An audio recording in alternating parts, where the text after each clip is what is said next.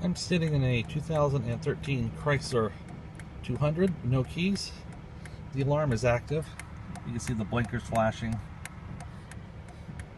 So we're going to go ahead and pull the pin and program this thing. I got a remote head key in the ignition. It's OEM.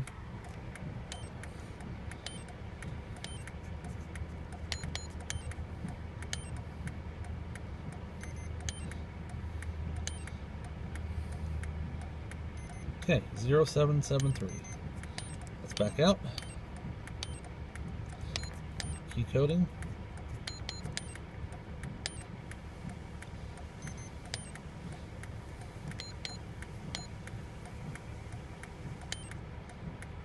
Enter. Okay, flasher stopped flashing, alarm's off.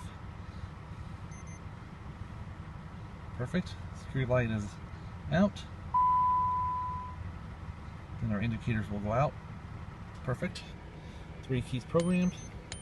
Complete. Try our remote. Works perfect.